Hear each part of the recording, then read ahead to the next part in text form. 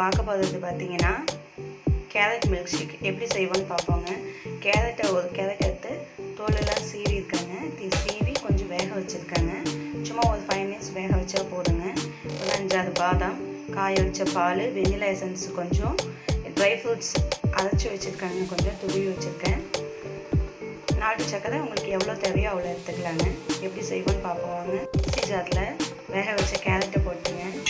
பாதாமே போட்டுக்கலாம். நான் பாதாம் தோல் உரிக்கல, நீங்கள் வேணால் தோல் உரிச்சுக்கோங்க. கொஞ்சம் வெனிலா எசன்ஸ், வேக வச்ச தண்ணி இருக்கு இல்லைங்க, அது கொஞ்சம் ஊற்றிக்கலாங்க.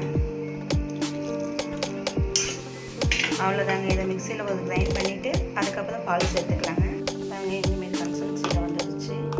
இப்போ நம்ம பார்த்தீங்கன்னா இது கூட பால் ஆட் பண்ணிக்கலாங்க. இது கூட இப்போ பால் ஆட் பண்ணியாச்சுங்க. இப்போ இது கூட நாட்டு சர்க்கரையும் ஆட் பண்ணிக்கலாங்க. இது கூட இப்போ பார்த்தீங்கன்னா பால், நாட்டு சர்க்கரை எல்லாத்தையும் ஆட் பண்ணியிருக்காங்க. நீங்கள் வேணால் தேன் சேர்த்துக்கலாம், இல்லைனாலும் சர்க்கரை சேர்த்துக்கலாம். உங்களுக்கு எது விருப்பமோ அது சேர்த்துக்கலாங்க. நான் எங்கள் பாப்பாவுக்கு நாட்டு சர்க்கரை மட்டும்தாங்க கொடுக்குறேன். அதனால் நாட்டு சர்க்கரை மட்டும்தாங்க நான் ஆட் பண்ணியிருக்கேன். அவங்கவுங்க விருப்பத்துக்கு ஏற்ற மாதிரி என்ன சர்க்கரை வேணுமோ யூஸ் பண்ணிக்கலாங்க. பாருங்கள், மில்க் ஷேக் ரெடி ஆயிடுச்சு.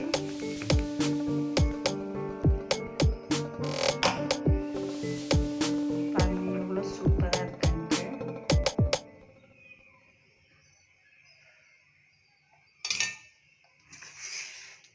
ட்ரை ஃப்ரூட்ஸ் எல்லாம் போட்டுக்கலாங்க.